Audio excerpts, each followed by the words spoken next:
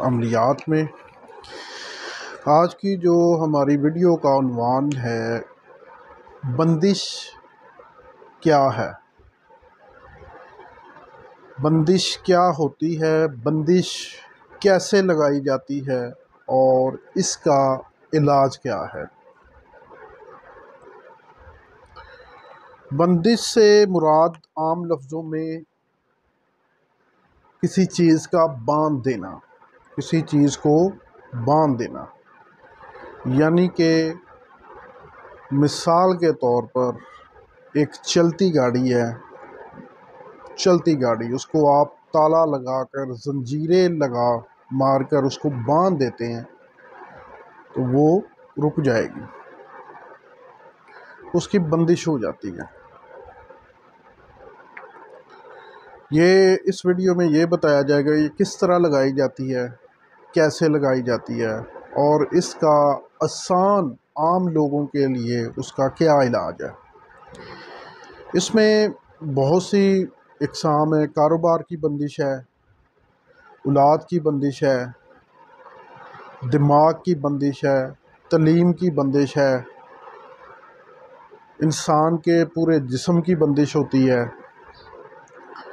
औलाद की बंदिश होती है, यानी कि किसी का रिज़्क, औलाद, जिस्म, दिमाग, हर चीज़ को कम्प्लीटली तौर पर बांध दिया जाता है, बंदा मफलूज हो जाता है।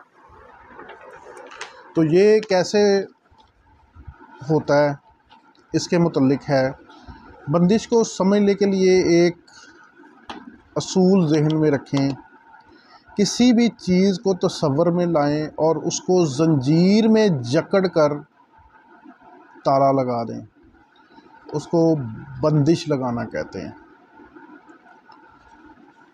किसी गाड़ी को, चलती गाड़ी को, किराया पर चलती गाड़ी हो, उसको जंजीर से बांध देना, ताला लगा देना, तो वो अब नहीं चल सकेगी। किसी की दुकान या कारोबार को जंजीर से बांध देना, ताला लगा देना, अब वो दुकान और कारोबार नहीं चलेगा, मुसलसल नुकसान में ही रहेगा।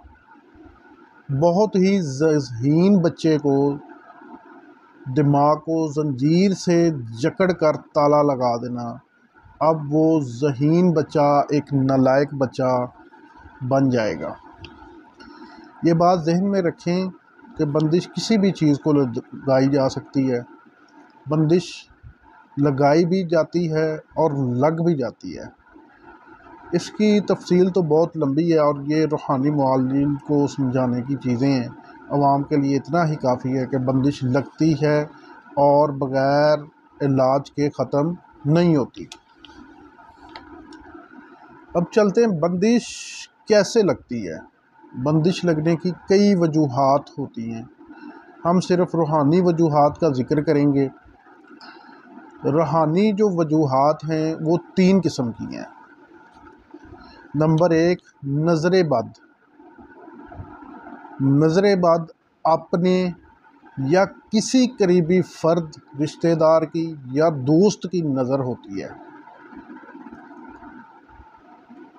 या किसी बाहर वाले फ़र्द की भी हो सकती है, यानी कि जो ज़्यादा आपके करीब होता है, यानी कि वो इस तरह के आप कोई काम कर रहे हैं। एक मिसाल दे रहा हूँ, एक आपका कारोबार अच्छा भला चल रहा है, कोई आपका उधर रिश्तेदार आता है, वो आके कहता है वो इधर तो काम ही बड़ा चल रहा है, ठीक है, यानी कि वो उसके साथ माशाल्लाह या बाराकल्ला नहीं कहेगा, वो ये नहीं कहेगा कि माशाल्लाह बाराकल्ला इसका काम बहुत अच्छा चल रहा है, वो ये कहेगा इधर काम ही बड़ा चलन दिया है, ये तो बहुत कुछ बना रहा है इतों, यानी कि वो उस बंदे की नज़र में उसका कारोबार आ जाता है। इसी तरह ही कोई बच्चा है, वो ज़हीन है, वो पढ़ रहा है, वो लोग कह देते हैं कि इसका बच्चा बड़ा ही लायक है, बड़ा ही लायक है, वो तो भाई बहुत ही आगे जा रहा है। लेकिन वही बच्चा जब लोगों की नज़र में आ जाता है तो फिर वो गिरना शुरू हो जाता है, वो नज़र बद की बंदिश से यानी कि उसको लग जाती है, उसका बन जाता है। इसी तरह ही कोई गाड़ी है, कोई घर है, कोई मकान है, तो उसको लोग कहते हैं कि बहुत अच्छा बना है, उसके साथ माशाल्लाह या बाराकल्ला का लफ्ज़ यूज़ नहीं करते, तो वो कहते हैं बहुत अच्छा बना है। अंदर ही अंदर में वो जलते हैं उससे कि ये तो बहुत अच्छा उसने घर बना लिया है। या कारोबार में वो किसी दोस्त से आगे या किसी भाई से आगे, तो वो कहते हैं कि ये तो बहुत ही आगे निकल जा रहा है, हमसे आगे निकल गया है।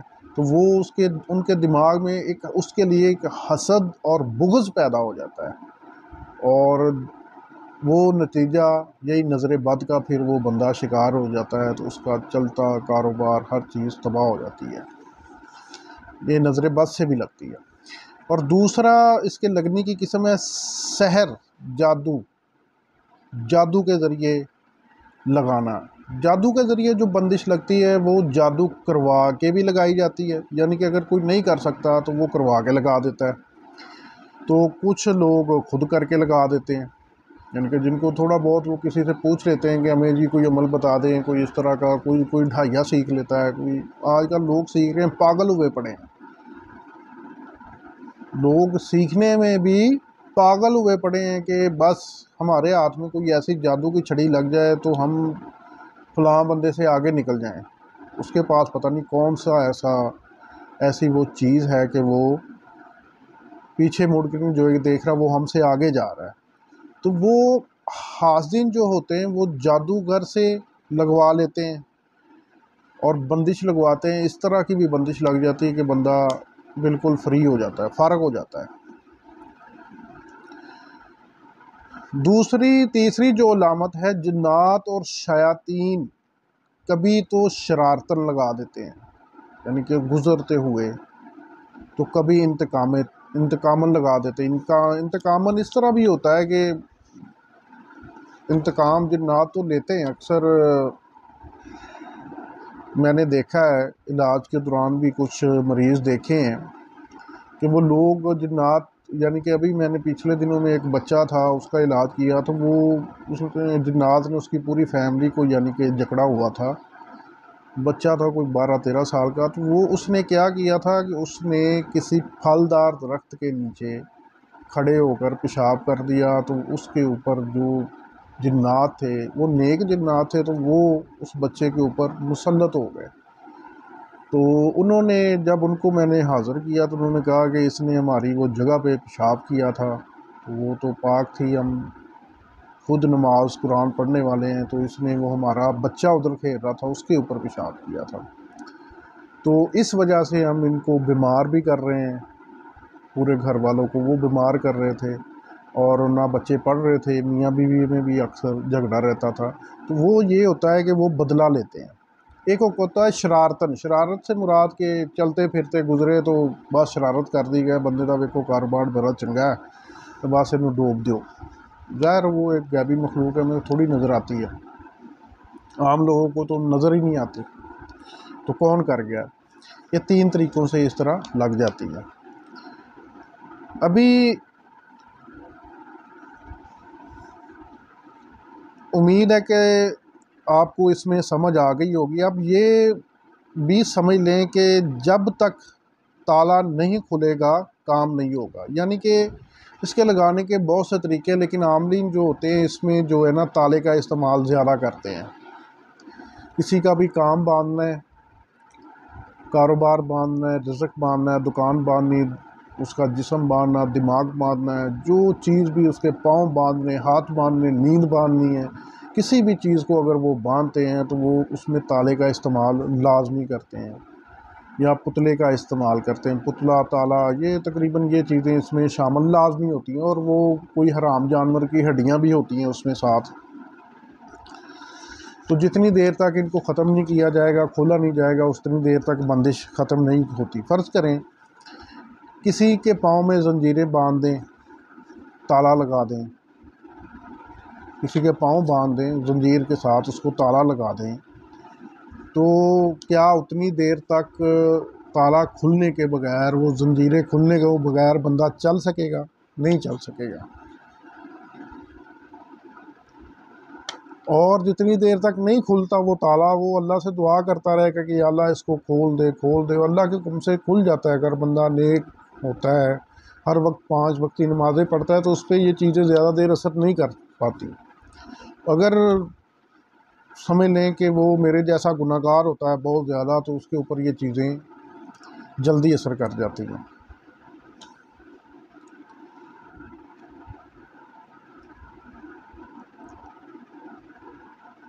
जब बंदिश लगती है तो उसमें दुआएं भी काम देती हैं, सब कुछ देता है, ज़िक्र अस्कार भी काम देते हैं, लेकिन उसमें सबसे जो चीज़ होती है, आपको पता चल गया है कि आपका कारोबार बंद गया है, यानी कि आपको पता था कि आज गाहक ज़्यादा आ रहे थे, यानी कि एक दफ़ा दुकान में 100 आते हैं, अब 25 आ रहे हैं, यानी कि उसमें डिफरेंट पड़ गया है। तो वो समझ लें कि या तो आपकी वो नज़र बद में शिकार हो गया है कारोबार, या तो फिर किसी ने जादू के ज़रिए बांध दिया है।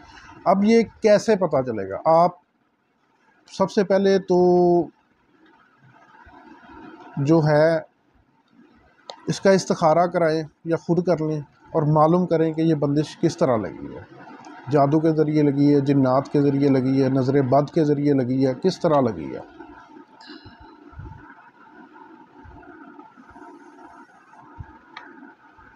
अभी इसको खोलने के लिए अभी हमें क्या करना चाहिए? बंदिश से निजात कैसे मिलेगी, किस तरह मिलेगी? इसके लिए क्या तदबीर है जो हम इख्तियार करें?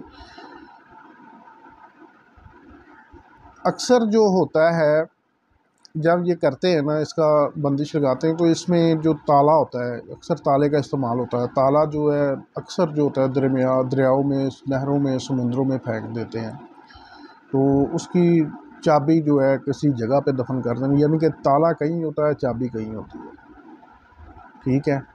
तो वो उसको आम बंदा नहीं खोल सकता। जो जादू के ज़रिए बंदिश लगाई होती है उसको आम बंदा नहीं खोल सकता, वो सिर्फ़ आप किसी मुआलजीन से ही खुलवा सकते हैं। तो इसका तदबीर यह है कि आपके पास चाबी ना हो तो ताला खोलने किसको बुलाएंगे, और ताला खुलवा कर उसको अजरत अदा करेंगे। अगर किसी आपके पास चाबी नहीं है तो आपने ताला तो खुलवाना ही है, तो उसके लिए जब आप बाहर से बंदा बुलाएंगे, वो ताला काटेगा, तोड़ेगा, जंजीरें तोड़ेगा, तो उसकी फिर वो उजरत लेगा। इसी तरह रूहानी तौर पर ताला खुलवाने के लिए भी बंदिश का ताला खोल सकते हैं। जो रूहानी मुआलिज होते हैं वो बंदिश का ताला खोलते हैं। खुद से कोशिश करते रहने से कभी ताला नहीं खुलता, और कामयाबी हो भी जाती है मगर सही तरीके से नहीं होती। किसी माहर से अगर जब आप ये काम करवाते हैं, किसी आमल से, किसी मौलम से काम ये करवाएंगे, तो फिर वो फौरी तौर पर वो काम ठीक हो जाएगा और जल्दी ठीक हो जाएगा।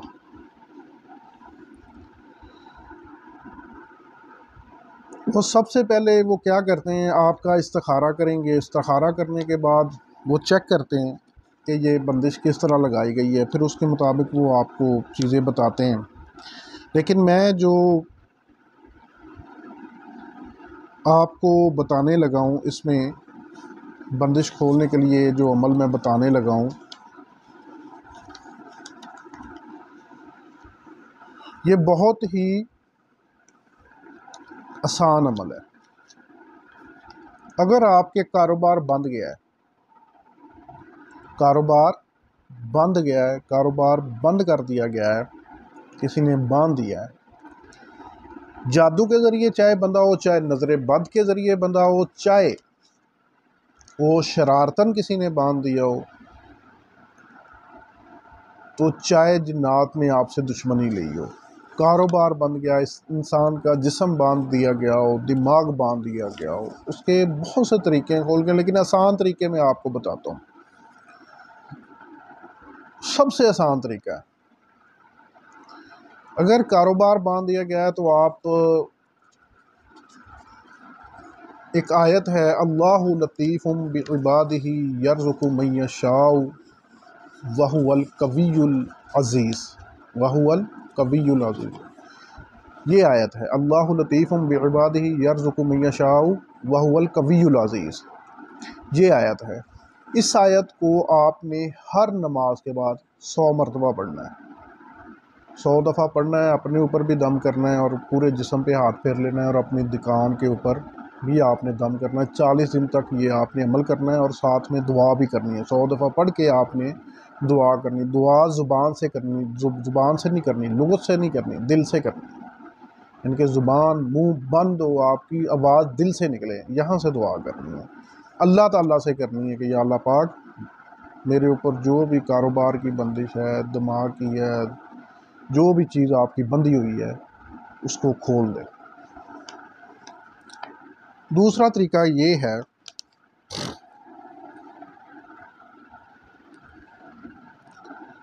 सूरत मुज़म्मिल 40 दफ़ा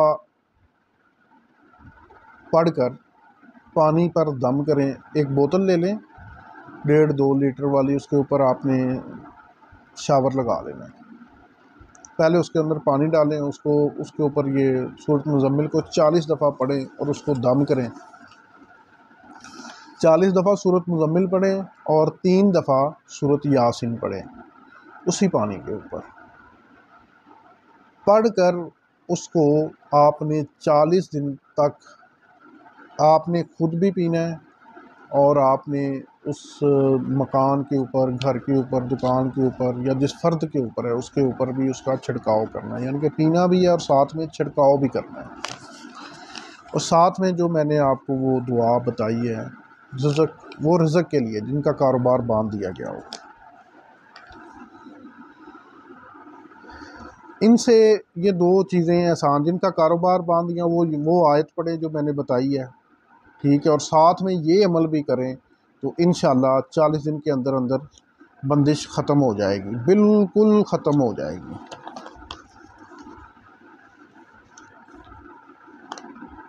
अभी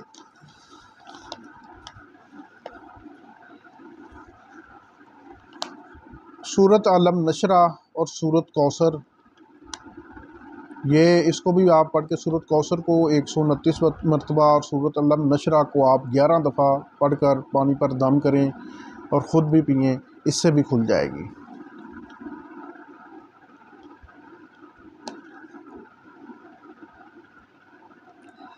और इसमें जो है एक और भी अमल है कुरानी जो मैं आपको बता रहा हूँ। ये जो अमल थे आसान अमल है जो मैंने आपको बताया, ये इजीली आप कर सकते हैं। अभी अमल दूसरा है सूरत अबसा को, अबस, उसको 41 मरतबा आप पढ़ें और दम करें। कहें जिसने भी मुझ पर जादू किया है, जादू सहर उस पर पलट कर जाए और उसी पर पड़े, ऐसा ही होगा। और अगर किसी की दुकान, फैक्ट्री, कारखाना या कोई और दूसरी चीज़ बंद कर दी हो तो इसी अमल को 41 मरतबा पढ़कर पानी पर दम करके सुबह व शाम दुकान और फैक्ट्री पर छिड़कें। 3-4 योम में बंदिश ख़त्म हो जाएगी। यानी कि अमल 40 दिन ही करना है, बंदिश आपकी जल्दी ही ख़त्म हो जाए, लेकिन अमल को आपने पूरा करना है 40 दिन का। ये तरीके थे अमल।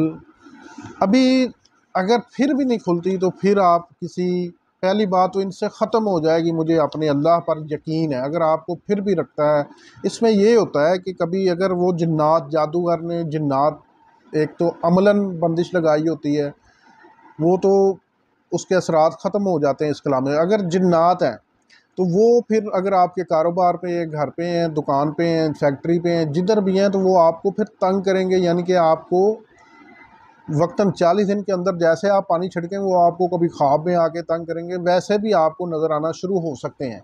अभी मैंने हाल ही में ये एक मेरे जानने वाले थे, अजीज़ थे, उनके उसका बंदे का कारोबार बंद कर दिया गया था जादू के ज़रिए। तो उनको मैंने ये अमल दिया था जो मैंने आपको बताया, सूरत मुज़म्मिल और सूरत यासीन वाला। तो उन्होंने जैसे ही ये अमल किया तो घर पे पहले दिन उन्होंने पानी का छिड़काव जैसे ही किया तो उसका जो मियाँ था, पहली बात तो वो बीबी से पढ़ी नहीं जा रही थी, तो बड़ी मुश्किल उसने पढ़ के वो अमल पूरा किया। तो क्योंकि वो फिर रुकावट डालती हैं ये चीज़ें, तो फिर जब उसने अपना वो पानी का छिड़काव किया तो उस पहले दिन तो उसके मियाँ की तबीयत ख़राब हो गई, क्योंकि उसके ऊपर बंदिश तो उसके ऊपर थी। तो उसने घर के ऊपर जब छिड़काव किया तो उसकी तबीयत काफ़ी ख़राब हो गई। वो समझ लें कि हाथ पाँव ठंडे हो गए, कमर जिस्म जोड़ सब चीज़ें दर्द हो गई। उसने मुझे फ़ोन किया कि इस तरह हुआ है। तो मैंने इसको कहा कि इसी पानी को उसके ऊपर भी छिड़को, और जिस जगह पर जोड़ों पर दर्द हो रही है उसको थोड़ा सा हाथ पे डाल के उस जगह पे मलो। वो बंदा बिल्कुल ठीक हो गया। अभी फिर शाम को क्या किया, मैंने उसको कहा कि इसको अपने मियाँ को कहो कि ये खुद पानी छिड़के। जब उसने खुद पानी छिड़का तो वो जो चीज़ थी उसके ऊपर मुसल्लत की गई थी बंदिश लगाने के लिए, जिसकी ड्यूटी लगाई गई थी, वो कोई हिंदुआना देवी थी, वो जैसे ही उसने पानी छिड़का तो वो उसके सामने ज़ाहिर हो गई। उसको 2-3 दफ़ा वो नज़र आई। फिर बाकायदा तौर पर उसने ख्वाब में आके उसने ये कहा, आपने जो करना है कर लें, जो करना है कर लें, मैं इतनी जल्दी आपकी जान नहीं छोड़ूंगी। आपने जिसके पास जाना, यानी कि उसने उनको डराया, धमकी दी। तो फिर उन्होंने फिर मुझे कॉल की, तो मैंने कहा इसमें डरने वाली कोई बात नहीं है, मैं इंशाल्लाह आपको पीछे से देख रहा हूँ जो कुछ भी ये कर रही हैं। तो अल्लाह के हुक्म से जब वो फिर मैंने जो था मेरा, उन्होंने कहा कि मैंने उनको कहा कि आप ये अमल जारी रखें पानी छिड़कने वाला। तो इसको जो चीज़ है जो आपको ये पीछे से बंदिश लगाई गई है, इन्होंने जादू के ज़रिए जो लगाई है, इसको मैं भी इसको कवर कर देता हूँ। तो फिर मैंने उसको जब ख़त्म किया, जो चीज़ें थी उसके ऊपर पढ़ाई के ज़रिए उनके घर गया, पढ़ाई की, जाके उधर ख़त्म की। तो अल्लाह के हुक्म से वो चीज़ें ख़त्म हो गई। मियाँ बीवी में उसी की वजह से मियाँ बीवी में भी लड़ाई झगड़ा था, यानी कि बात तलाक तक पहुँच रही थी। तो बच्चों को भी मार पिटाई करते थे, घर में भी फाके वाला हिसाब था। तो इसलिए जब उन्होंने ये अमल किया तो अल्हम्दुलिल्लाह अब उनके घर में बेहतरी आना शुरू हो गई, और मुझे अल्लाह के घर में उम्मीद है और मज़ीद 2-4 दिन में वो बेहतर हो जाएंगे। तो इसलिए कोशिश करें कि साथ में किसी मुआलिज को इन्वॉल्व कर लें। अगर नहीं आप करना चाहें, अपने तौर पर करना चाहते हैं, तो जो मैंने अमल बताएँ ये करके देखें। इंशाअल्लाह अल्लाह ताला आपको सेहत और तंदुरुस्ती अता फ़रमाएँगे। आप ये दुआओं में याद रखें, वीडियो को ज़्यादा से ज़्यादा शेयर करें ताकि दूसरे लोग भी इससे फ़ायदा हासिल कर सकें।